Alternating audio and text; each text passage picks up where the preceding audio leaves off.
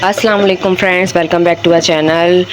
उम्मीद करती हूँ आप सब खैरियत से होंगे और अल्लाह के फजल करम से हम सब एकदम खैरियत से हैं।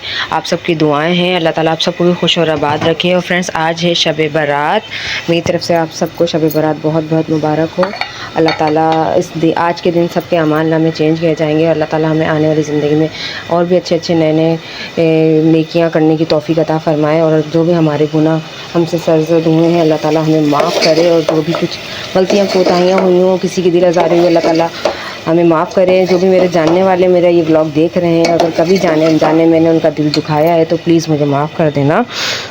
और आज का व्लॉग स्टार्ट करते हैं। हमारे यहाँ नियाज़ लगती है आलू गोश्त, मतलब न्याज तो नहीं, खाना निकाला जाता है शुभ रात का मुर्दों का। तो आलू गोश्त का सालन, भगरे में चावल और चपाती घी वाली और हलवा रख के ये निकाला जाता है। मतलब हमारी सास ऐसा करती थी, तो वही कंटिन्यूस हम लोग भी वही चीज़ें फॉलो करते आ रहे हैं। और दूसरी बात ये कि किसी के यहाँ वो बनती है मसूर की दाल कीमा बनता है, जैसे कि मेरे मैके में मेरी अम्मी मसूर की दाल कीमा बनाती हैं। और अमरीन के भी ससुराल में वो लोग वो हैं बनारसी हैं, तो उनके भी बनारसी सेवइयाँ बनती हैं मेरे ख्याल से शायद, और हलवा बनता है स्पेशली। और आज के दिन मसूर की दाल कीमा ही बनता है। और सबके यहाँ कुछ ना कुछ होता होगा। अल्लाह ताला सबकी नियाज़ नज़र कबूल फ़रमाए।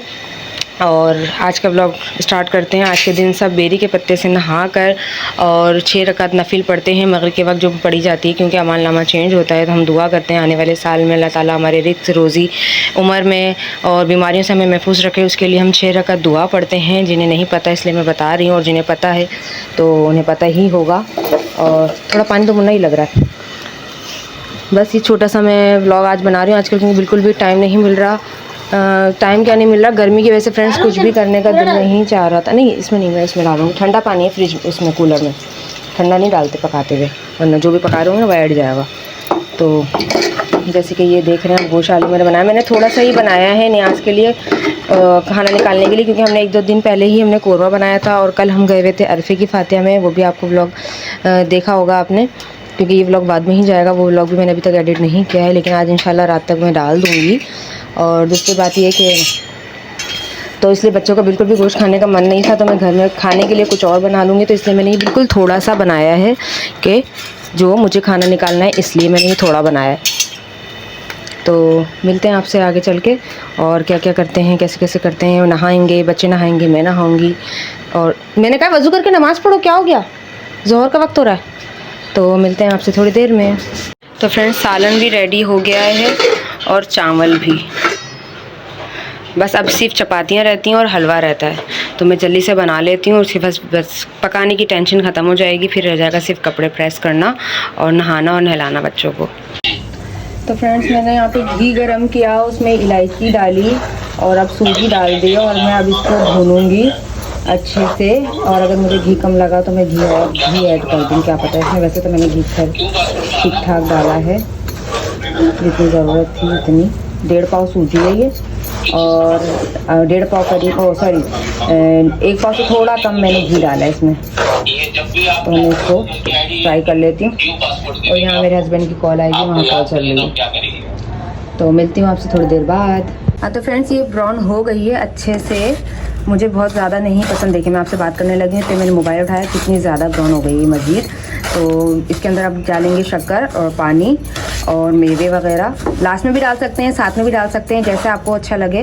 तो मैं लास्ट में भी डालूँगी और अभी भी डालूँगी, तो उसके बाद में आपसे मिलती हूँ। तो ये देखिए मैंने चीनी डाल दी और अब मैं इसमें पानी ऐड करूँगी, ठीक है ना। चीनी आप अपने टेस्ट के अकॉर्डिंग डाल सकते हैं। मुझे बहुत ज़्यादा मीठा पसंद नहीं है, नॉर्मली मीठा पसंद है। बहुत से लोग चीनी का शीरा बनाते हैं, जैसे कि चाशनी बना के भी बनाते हैं हलवा, लेकिन मुझे ऐसा नहीं पसंद। मैं हमेशा से ऐसे ही बनाती हूँ, ऐसे रन्नी वगैरह भी बनाते हैं। और हाँ फ्रेंड्स, शुभ रात में बहुत तरह के हलवे बनते हैं, जैसे कि मूंग की दाल का, चने की दाल का और बेसन का। मतलब वो आप जायके के लिए और अपनी शौक़ के लिए बना सकते हैं। लेकिन मैंने ऐसा सुना है, पता नहीं ये सही है या नहीं, कि सूजी के हलवे पे ही न्याज लगती है। जो खाना निकलता है वो सूजी के हलवे पे ही निकलता है। तो मेरे हस्बैंड को चने की दाल का हलवा बहुत पसंद है। जब वो मौजूद होते हैं शुभ रात पे, तो मुझे चने की दाल का हलवा बनाना पड़ता है। लेकिन अब हम टोटली 3-4 लोग हैं घर के अंदर, 2 बच्चे, मैं और अदनान। तो हम लोग मतलब इतना नहीं मैं फालतू में ऐसा मतलब करने वाली हूँ, क्योंकि अम्मी वगैरह भी बनाएंगी, अमरीन भी बनाएगी, तो वो लोग भी भेजेंगे। तो फिर ये मतलब ज़ाया ना हो। मेरा कहने का मकसद है कि मैं इतना बना लूँ और फिर खाया ना जाए, ज़ाया होगा। इससे बेहतर है कि मैं ना बनाऊँ। पैसों का वेस्ट करने के बेहतर है और रिस्क को ज़ाया करने से बेहतर है, गुनाह भी मिलता है। तो मैंने ये सब कुछ नहीं बनाया। हाँ, मेरे हस्बैंड होते तो मैं ज़रूर बनाती, क्योंकि उनको पसंद है और माशाल्लाह वो खाते भी हैं, और उनको देखा देख फिर बच्चे भी खाते हैं, वरना बच्चे नहीं खाते हैं। वैसे मुझे पर्सनली अगर मुझे पूछा जाए तो सूजी का जो कड़क वाला वो जो नहीं होता, काजू कतली शेप में जो हलवा होता है कड़क वाला, तो वो मुझे बहुत पसंद है।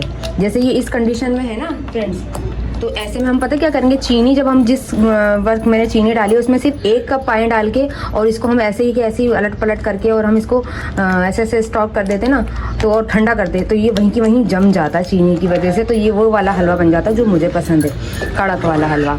लेकिन अभी मुझे नहीं बनाना, बस मुझे न्याज के लिए बनाना है, वही कि फिर बना लूँगी, लेकिन कोई खाएगा नहीं और मैं ज़्यादा मीठे शौक़ से खाती नहीं हूँ, इसलिए मैं नहीं बना रही हूँ। और बच्चे भी कुछ ज़्यादा शौक़ से नहीं खाएँगे, मुझे पता है, और अगर खाएंगे तो अम्मी वगैरह क्या बनेगा वो खा लेंगे।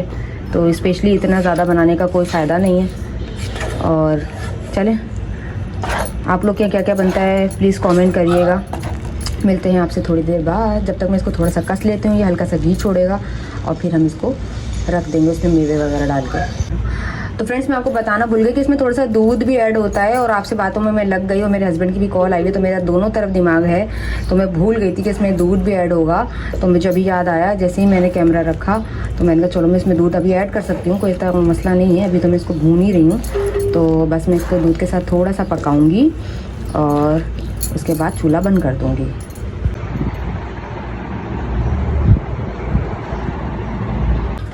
तो मैंने ये जो काटे हैं फ्रेंड्स, मैं ये इसमें स्प्रिंकल जैसा कर दूँगी,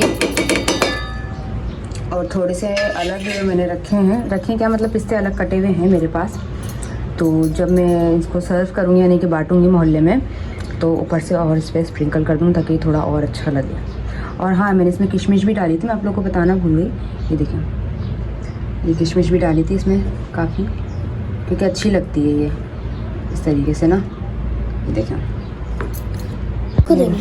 एक नीचे, एक ऊपर, एक बराबर में और एक उनके बराबर में। फ्रेंड्स, मैं गूंद रही हूँ आटा।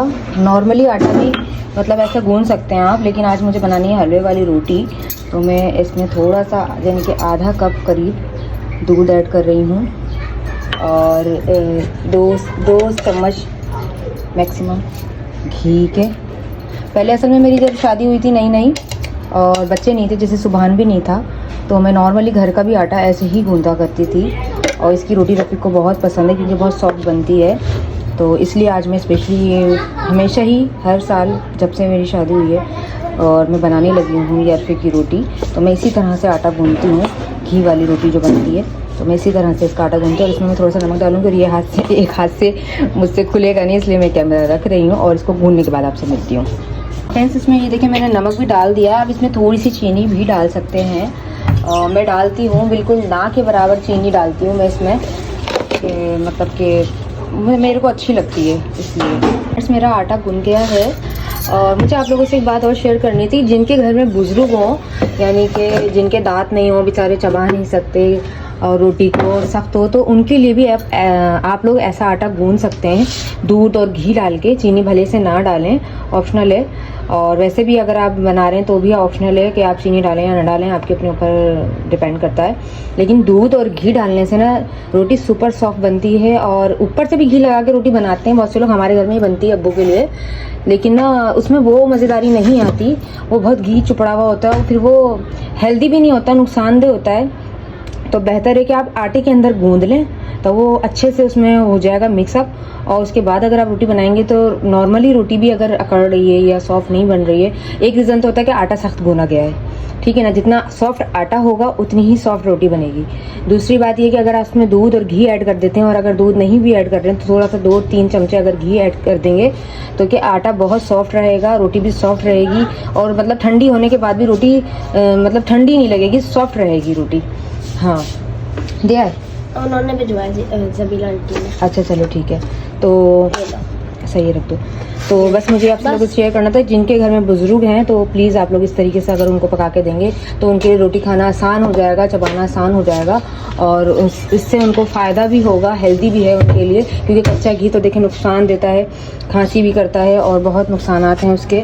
तो बेहतर है कि आप लोग इस तरीके से करके दें, क्योंकि जब वो अंदर आटे में गूंधा हुआ होगा ना आटा घी, तो जब आप रोटी पकाओगे तो वो साथ साथ घी भी पक जाएगा। और रोटी सेकने के बाद जब आप लोग घी लगाते हो वो इतना हेल्दी नहीं होता, क्योंकि आजकल ओरिजिनल तो कुछ भी नहीं है और घी तो इतना गलत, मतलब वो हराम चर्बी से वगैरह से बनाते हैं। अल्लाह माफ़ करे बनाने वालों को, ईमान दे। तो ये है कि बेहतर यही होगा कि अगर आप लोग इसमें गूंद लेंगे और फिर पकाएंगे तो ये कि हेल्दी रहेगा। मैं फटाफट से रोटी बना लेती हूँ और मुझे कपड़े प्रेस करना है और बच्चों को नहलाना है, क्योंकि असर होने वाली है। असर से पहले नहाना धोना ख़त्म करना है और उसके बाद सिर्फ इबादत करनी है।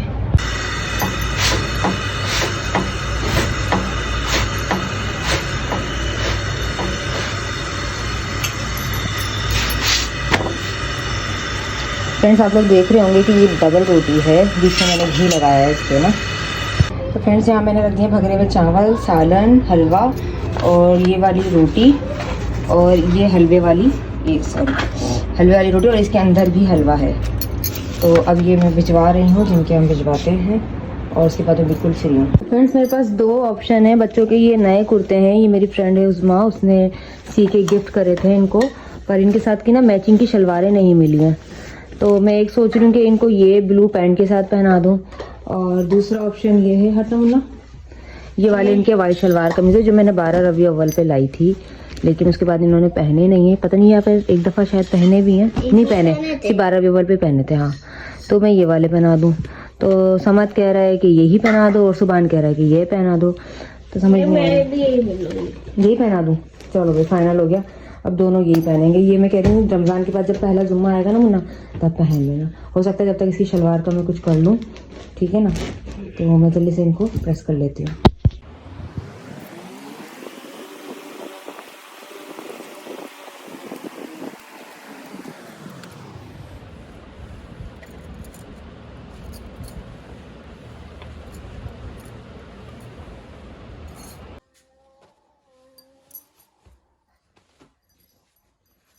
हाँ तो फ्रेंड्स मैंने सोचा चले मैं भी अपने लिए वाइट ही निकाल लेती हूँ, बच्चे पहन रहे हैं तो ये भी मैंने भी एक ही बार पहना है। मेरी ननकियाँ 11वीं थी जब पहनाया था मैंने ये सूट।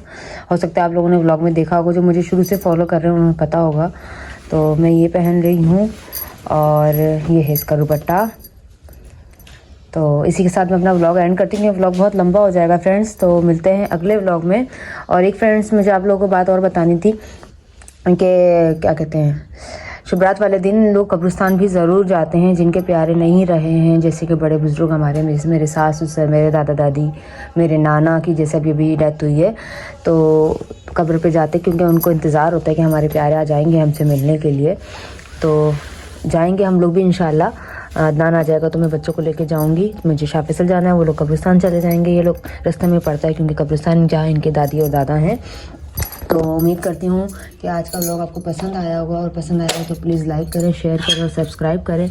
और दुआ में याद रखिएगा अल्लाह ताला आज के दिन हमारे अमाल नामे बदले किए जाएंगे। जो भी हमसे गुनाह सगीरा कबीरा ज़ाहिरी बातिनी जो भी गुनाह हमसे सरज़द हुआ, अल्लाह ताला हमें माफ़ करे और आप सबको भी माफ़ करे और हमें नेकियाँ और भलाइयाँ और नए काम करने की तौफीक दे और गुनाहों से बचने की तौफीक दे। मिलते हैं अगले व्लॉग में, तब तक के लिए अल्लाह हाफिज़। अपना बहुत सारा ख्याल रखिएगा, दुआ में याद रखिएगा। फ़ी अमान अल्लाह।